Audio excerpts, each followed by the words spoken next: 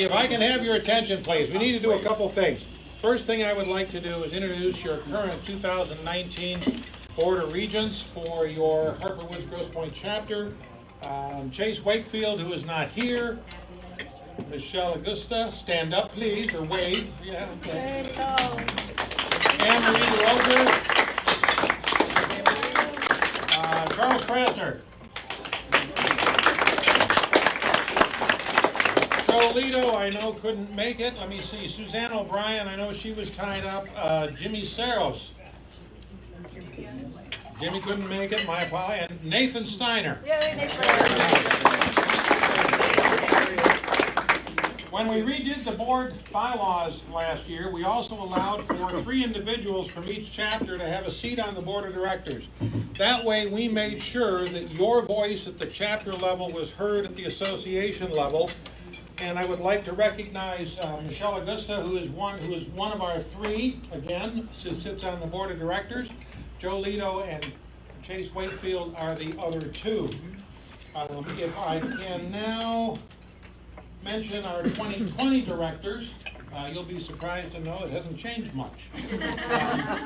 So again, we have Chase Wakefield, Michelle Augusta. Pronounce your last name for me. Augusta, so I can do it once right. I understand. So Augusta will do it from now on. Okay. Anne-Marie DeRozier, Charles Krasner, Joe Lito, Suzanne O'Brien, Jimmy Saros, and Jason Coletta. Where's Jason? There he is. Replacing Joe Lito as your representative on the board of directors, and to my dismay, is Anne-Marie DeRozier. To your dismay.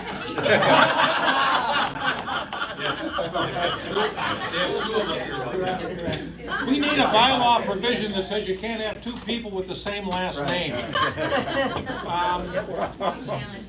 And continuing, of course, as the chapter representatives on the board of directors are going to be Michelle and Chase. With that, I need to introduce our 2 or 3 guests. First, Dr. Niehaus, Dr. Gary Niehaus from Grosse Pointe Public Schools. Rebecca Fannin from Grosse Pointe Public Schools. And our own Tom Wells, who is also representing himself as the president of the League of Women Voters. And we'll let the 3 of you figure out how you're going to do it. The clicker for the PowerPoint. I think I get to click. Okay. Should be right there.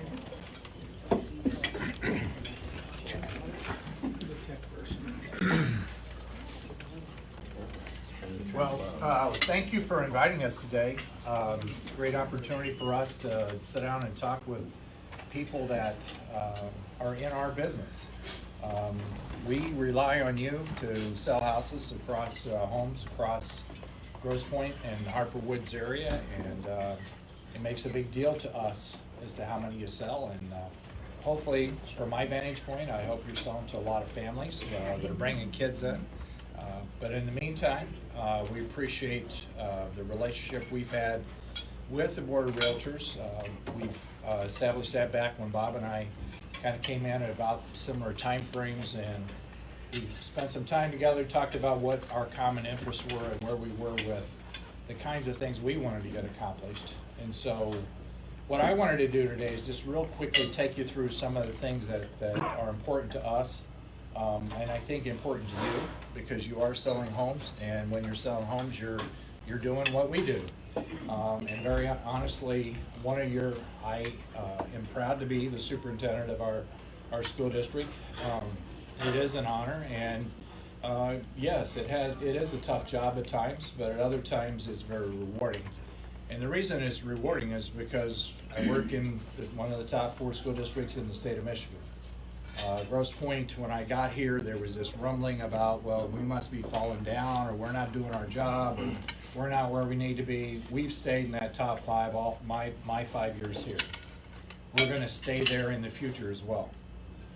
The bottom line to it is simply that our 2 high schools, Grosse Pointe North a year ago and then Grosse Pointe South this year, they traded positions. A year ago, it was the North faculty and staff that were #1 ranked in the state by NISH. This year it's South. And, you know, they've just reversed orders, but they're the #1 and 2 faculties in the state of Michigan. We have the same at Brownell. Brownell's got a faculty that's ranked in the middle school. We got 4 out of our 9 elementary schools that are ranked in the top 25 by NISH. It's top 25 elementary schools in the state of Michigan.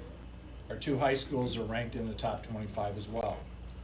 So my point to you is this, is that when you're selling houses and people are coming in, they're looking for a great school district. This is this great school district that we've said we are.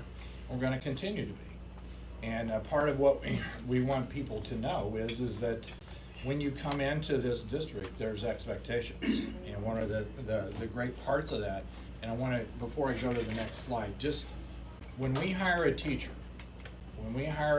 into our school district, there is more professional development than any other school district I've ever been in. So our teachers are well trained.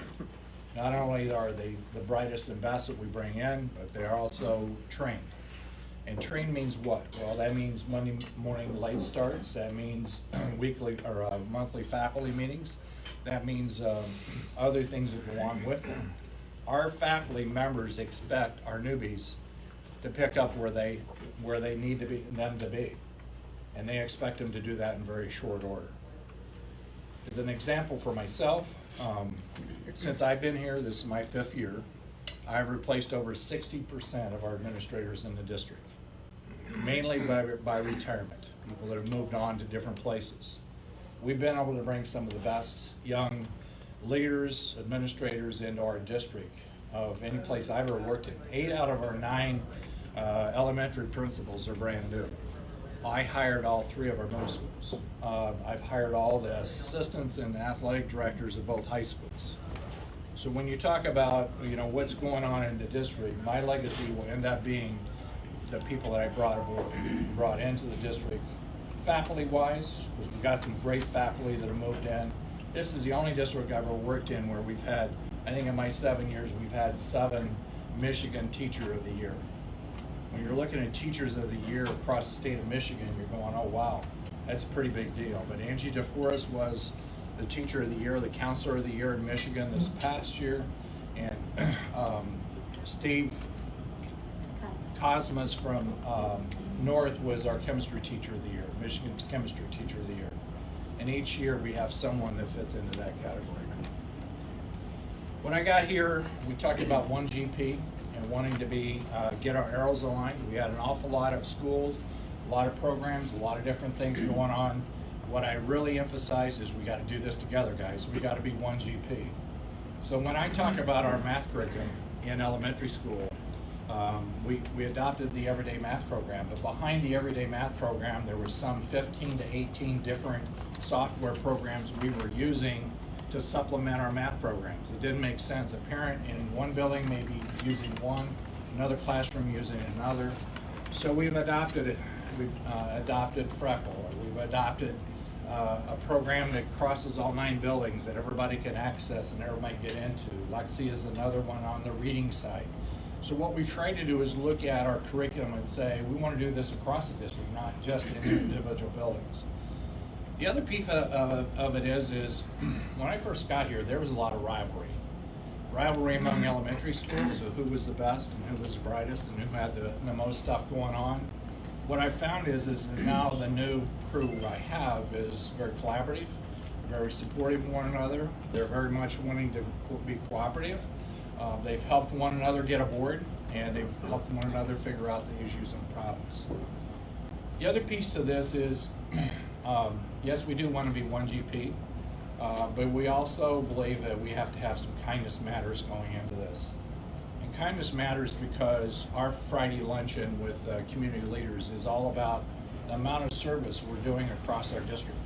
And so what we've done is put up banners of every school and every service project or every kindness project that they do. My favorite one that they did was when I went over to Tromley. I was invited over to one of their leadership meetings, their Leader and Me leadership meetings.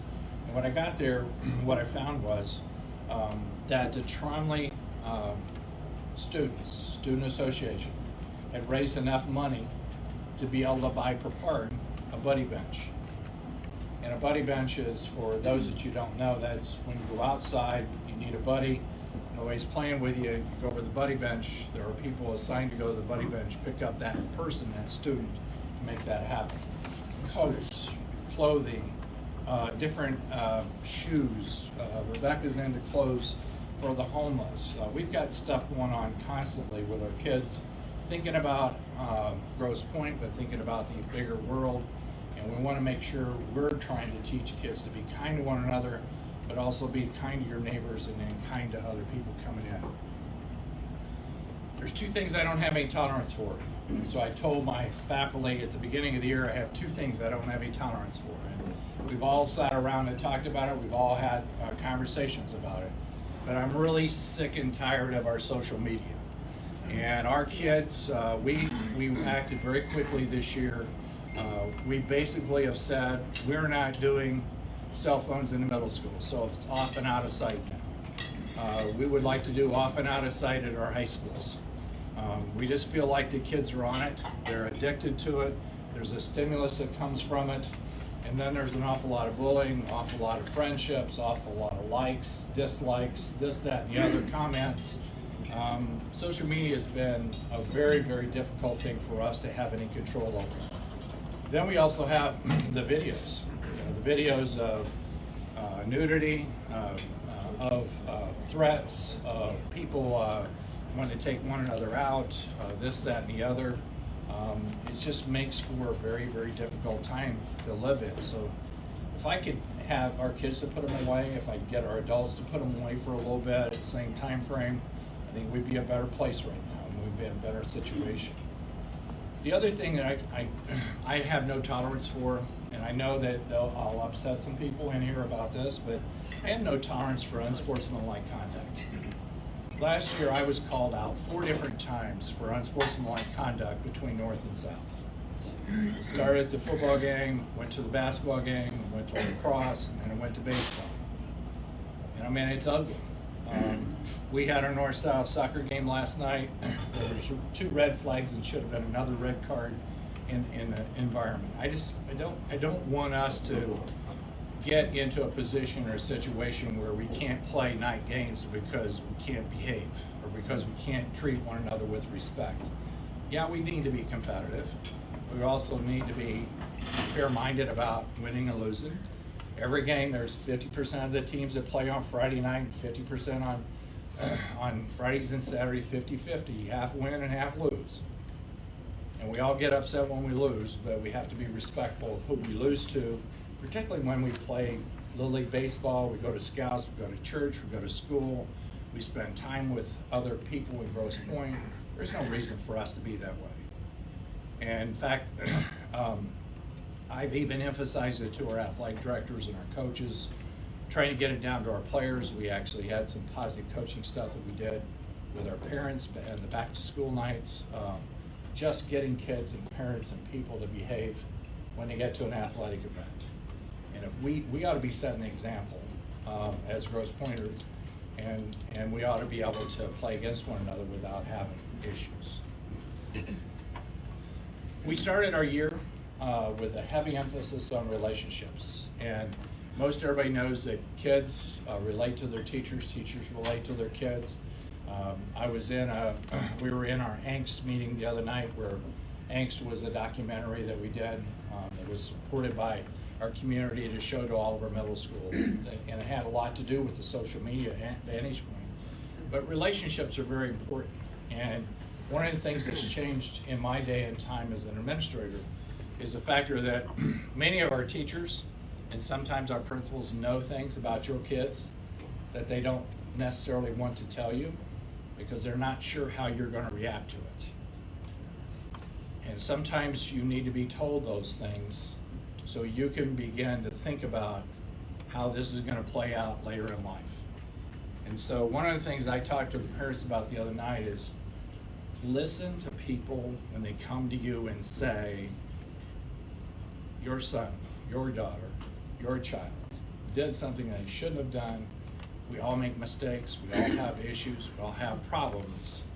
But if we as adults can't accept the fact that our kids aren't perfect and that they aren't going to make mistakes, sometimes we don't let them learn what they need to learn out of those things.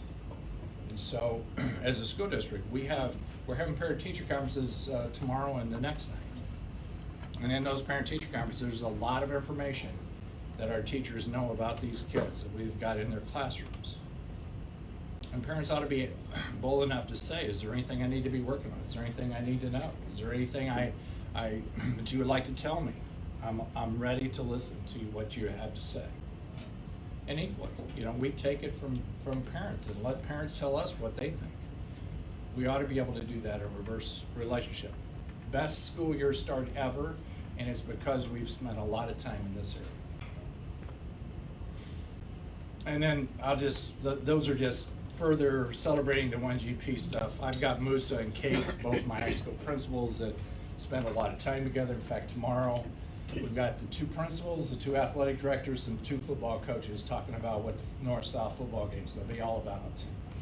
We're going to do the same thing when we play the big rivalry games and that kind of thing.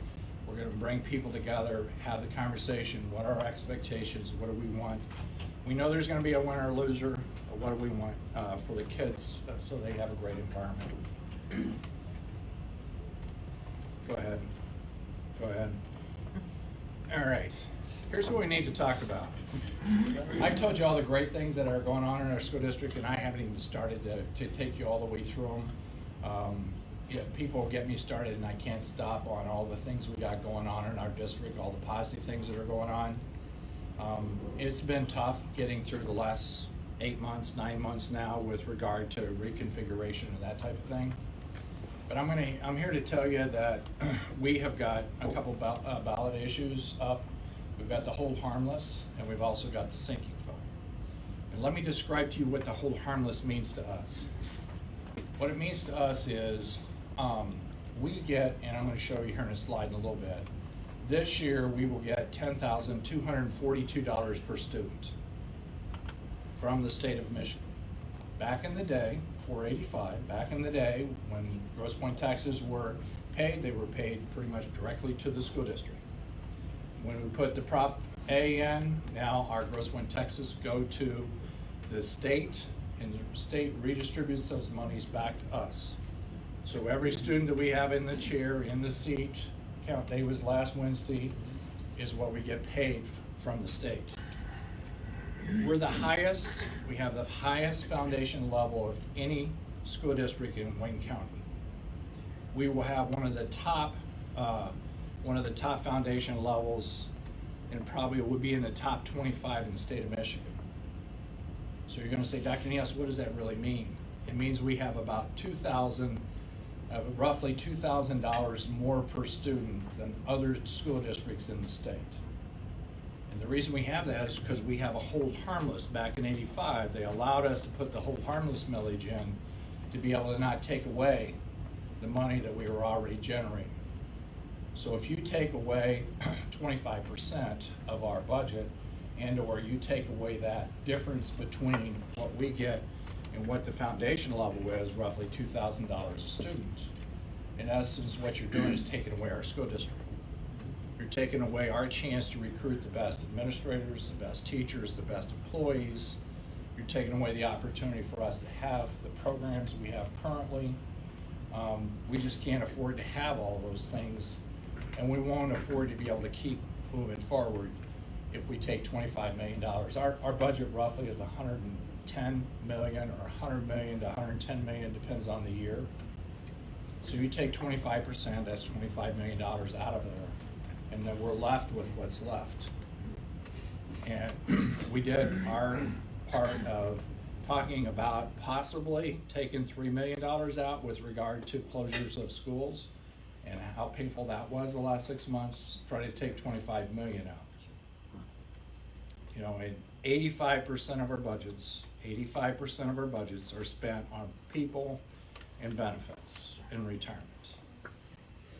So basically, bottom line of it is you can do your math. Our teachers are roughly $100,000 per. So do the math, take 25 million and divide it out, whether it's principals, superintendents, secretaries' salaries, or otherwise. We've got to take that kind of money out of our budget in order to be able to do this. So hold harmless is something we do every 5 years. It's basically a renewal. Yes, we do pay for that in our taxes, but we also benefit from that by the quality of the school district we have, which I think in turn gives you the opportunity to sell houses at a premium because we have that opportunity to do a little bit better, have a little bit more than what they've been able to give to the other districts in the state. The operating fund, it's pretty much what I just said. It's roughly $2,000 a student. I think most everything on there, Rebecca, they can read further if they want to. The other piece that we have is our budget, and our budget ends in June. We get audited. Our audit is coming up. We'll see our first audit finding, actually not a finding, our first audit report on October 5th, 14th or 15th next week. It'll be our second year in a row that we've had a clean audit. It'll be our third year in a row that we've added to our fund balance. This number is going to be bigger than most people anticipated, even me. It's a number that will get us where we feel like that our board has directed us. Our board is asking us, when we ended 17, we were at 6.8%. 5% is when the state comes in with the emergency manager and we get taken over by the state. Our numbers will get really close to 15% when you see them this time around. So we've nearly doubled our fund balance. And people say, how can you do that with running a school district and telling us you got financials? The issue behind that is it's been done through the Wayne County Enhancement Millage. The Wayne County Enhancement Millage gives us $3 million a year. And our board said either spend it on one-time things, one-time projects, one-time purchases, or put it into our fund balance. And so the last 2 years, we've dumped nearly all of that Wayne County Enhancement Millage into our fund balance so that we don't have any risk or much risk or as much risk to go into this whole idea of being below 5%.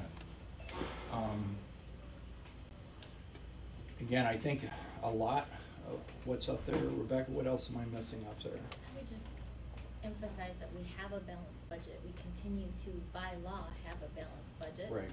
But that means that if we have to cut out over 25% of our budget, that has to happen before June 30th of this year. And so we tried to be as transparent as possible in the painful process we went through in this last year. This will be a buckle up sort of a thing. The other thing is that we have made multi-million-dollar cuts. We've looked at ways we can generate revenue, and we've worked really hard to get that fund equity back up to 15%, because it's such an important part for when we have to borrow between when our fiscal year starts and when the state of Michigan starts, because we still don't have definite numbers on what our budget's gonna be this year. They're not required in the same way that we are, or in the same timing, to have that. And that's very difficult for us as a budget, especially when it's impacting people.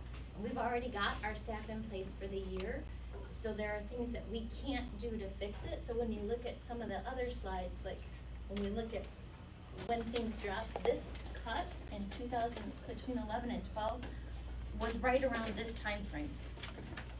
So we lost several $1,000s per kids 3 months into our school year when our staffing was already set. That's when you saw the drastic decrease in our fund equity that happened in every district. That's why it's important for us to have some sort of fund equity. Even though 15% seems like a lot, it's what's recommended. It's gonna be one of the lowest in Wayne County. And it's also gonna be something that's only gonna keep us running for a certain short period of time. It's not something that would get us through the entire school year, so. Go ahead. All right, thinking about Go ahead. Oh, All right, so the sinking fund. See, if you talk, then you get, yeah. So we've been asking since 1990, since 2004, for a sinking fund, and that's something that we can do to keep our beautiful buildings in shape. But it's only 3 million of the 10 million that we have to spend every year in order to keep ahead. You all get that. We all have old homes. It's for the really fun and sexy stuff like tuck pointing and roofs. Yeah. So this is what we've been spending it on. We have all sorts of documentation on what we've done the last 5 years and the 5 years before that. And this is the third time that I've actually worked on the proposal. It's not new. We've always asked for 1 mil, but because of Headley rollbacks, it's rolled back a little bit below that. So it 0.9687% is a renewal. So we can't say renewal in the language. We can say reauthorization and extension, but it's for 5 more years. And a lot of people ask, why is it that you need the sinking fund when you just passed a bond? And I can show you, this is posted on our website also. The bond, the 111 million, addressed the critical needs that we had to do within 1 to 3 years. We're already into year 2. This would start chipping away at the deferred maintenance we didn't even look at, because we felt that was too much to ask the community at one time. But it's also the things that we just do on a regular basis. We have looked at not only every roof for every building, but every section of roof for every building. So we know how old it is, what material it is, what's its usable life. And so these projects are all laid out. I'm happy to go into any detail that you want on this, but this would help us start chipping away at that second column. It's not talking about enhancements. It's not talking about furniture. It's only things that are permissible under the sinking fund. The other thing that's different this year is that the Michigan legislation changed as far as what you can use sinking fund dollars for. It used to be, the simple explanation was if it's screwed into the wall and doesn't move, then that's good for a sinking fund. If it moves, you can't do it. So now they're allowing those for things like buses and technology, like the critical wiring and infrastructure. We've moved this year, as Dr. Niehaus was saying, to bring your own device for our middle school students. That's what made it possible for us to peel their phones out of their fingers, because they're not using that device as something that, as a learning tool in the classroom. It's a lidded piece, but in order to be able to access that, we had to upgrade the amount of bandwidth that we could provide to the schools. And so we're moving along those lines. It's also things, for example, projects that the South Track was a perfect example. I don't know how many of you know that there was a sinkhole last year, not to the extent that other communities have experienced. There was a sinkhole in our track, we were able to fix that. But the resurfacing of the track was something that was part of the bond proposal. That other understructure was not, so that came out of the sinking fund. So sometimes we can use both funds for projects that are the same project, but it's very specific in what's outlined, and we actually have a separate auditor, because if we mess up on the sinking fund, we can never ask you for that again. So. The other example, though, 2 real quick examples. Ann Arbor in November is asking for $1 billion, B with a B, not an M, $1 billion for their operating fund or their construction bonds. Walled Lake passed $285 million. Livonia's at $280 million. We're seeing people around us that are doubled and tripled, well, the billions even bigger than that of what we are. So we felt like this was a start for us to be able to get things done. We have 5 buildings that we will do in the summer of 20. South, Parcells, Defer, Ferry, and Monteith. And so we know that South and Monteith will take a 2-summer situation. Both of them are being changed from steam to hydronics. And so that conversion takes a little bit longer and a little bit more work. And so a little bit more time. We've got 55 days to get that work done. And so what you'll see here in November, December, and January is the final bids for all 5 of those. And then the second piece of that is we then have we have North in the summer of 2021. And because you're in real estate, the other question that a lot of you are going to ask me is simple, that what are you doing with 389? 389 now is in its final stages. We actually have our final offer. We'll bring that to our board this next Monday night in closed session. We've worked with the city of Grosse Pointe, best and final offers.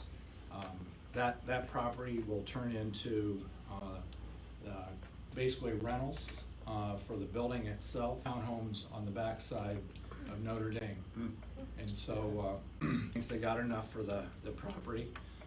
Our offices, our administrative offices in the summer of 2021 will take first floor then with high school administration. Rebecca? No, we've had a great start, great year so far. I think this has been my best start in 5 years, so. Bob? Tom? Well, I'm here as an individual, as the president of the League of Women Voters, and my background is as a CPA, and I've lived in Grosse Pointe virtually my entire life, and I love this community. And as realtors, of which I spent 7 years as a realtor also recently, and the value, I mean, realtors, the entire thing that runs your business is property values. If you price a home well, is that it's gonna sell. If it doesn't sell, you've overpriced it. If these two millages don't pass, you're gonna see a cliff that property values are gonna go over. Whether or not you agree or disagree with school closures, the reconfiguration, and personally, I've never experienced a more thorough and transparent process. I didn't personally necessarily agree with the final outcome, but I respect the board's decision, and I think it would have been great if we didn't close any schools. But to be fiscally responsible, I think is so necessary.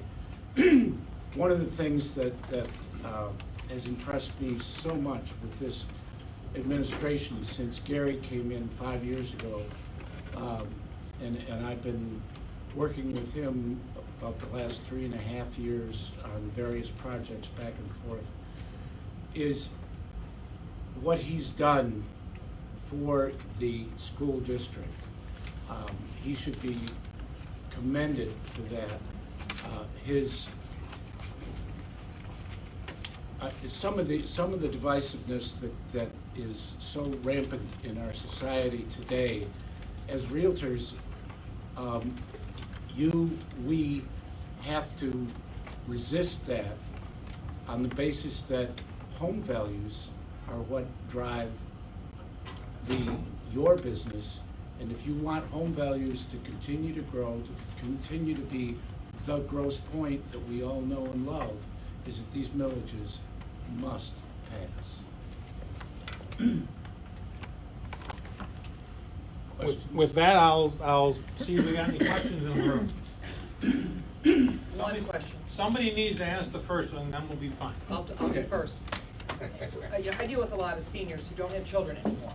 Right. Okay, so, yeah. And when they're getting ready to, it takes a little longer for them to make a decision. Sometimes a couple of years for them to make a decision about transitioning.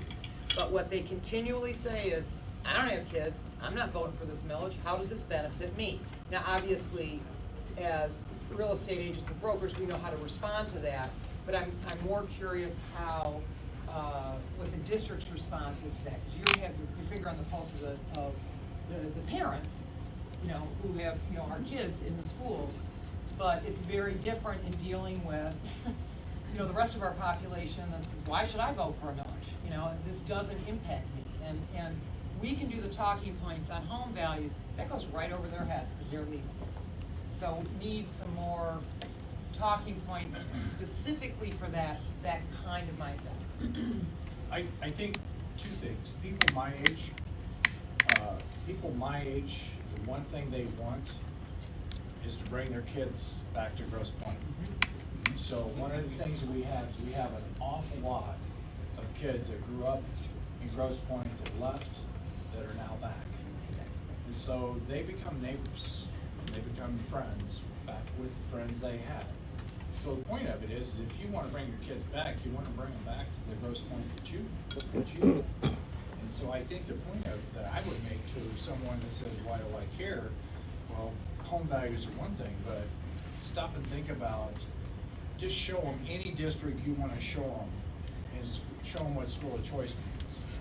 You know, what does it mean when we turn our schools over and just open our floodgates? We have resisted strongly 7-0 every time, no school of choice. So we need to encourage the people to move on, so we can sell So our we can get homes. some new blood in the neighborhood. And we also need to encourage our kids to come back. I mean, everybody wants their kids to come back so we can get closer to the grandkids.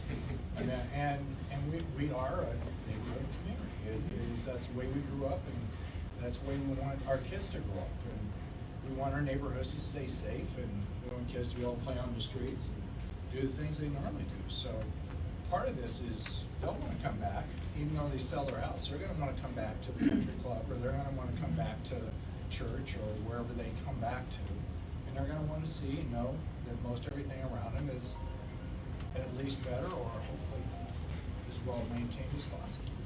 So, my apologies to start with. This is Tamara Smith. Tamara Smith is a realtor and Coldwell Banker on the Hill. And I'll do the best I can to introduce people who have questions. Ryan Lally, I believe you're next. Yeah, so your budget is due June 30th, is that right? Yeah, July And- 1st to June. Okay.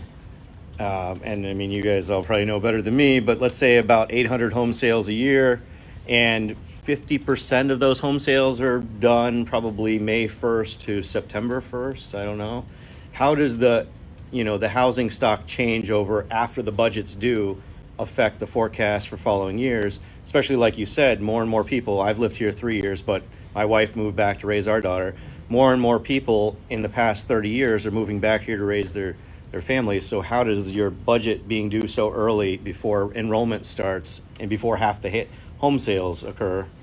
It's pretty cyclical. Okay. In that we kind of know what that summer turnaround looks like. Okay. I think the good news, don't have any official numbers, I'm just telling you off the top of my head.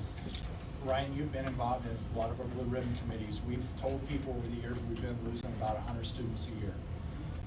We had in our budget this year to lose 150. We lost 218 a year ago. So when we lose students, we don't lose them to the private schools or the private sector. We're losing them to graduating 750 seniors and bringing in 450 kindergartners. This year's kindergarten crop's a little better. We're getting really, really, really close to 475 kindergartners. This is our best crop, our best number that we've had. Imagine that. We're hoping to keep. Go forth and multiply. That's right. That's the answer. That's the answer. No, but it's cyclical, and we work on that. The other thing that you guys are most interested in, because everybody, we got criticized for it immensely, but it was a cost savings that we had to do, was the whole triangulation thing. I just called John before I came here. We had literally 5 students this year that were asked to go someplace besides their home school. Last year, we had 10. But that means about $450,000 to $500,000 in costs to us. Yeah. And what happens with that, so you know, the kindergarten class is set at 24. At Trombley, if they added 3 students in there at 27, what we've done in the past is we just split. And so we go 14, 13. And what we do now is when we get to 24, we say you have to either go to defer or to merit if they have room in defer and merit. And what happens is over time, over the summer, what Brian just described to you, is parents move in and out, kids move in and out, and we were able to place all but 5 of them this year. So we're not automatically adding a section. What we're doing is kind of waiting for that school year to start to be able to make that final determination. Michelle? All right, just real quickly, with the triangulation, now that it's in effect, those 5 people, do they have the option, now that they know that they're here, that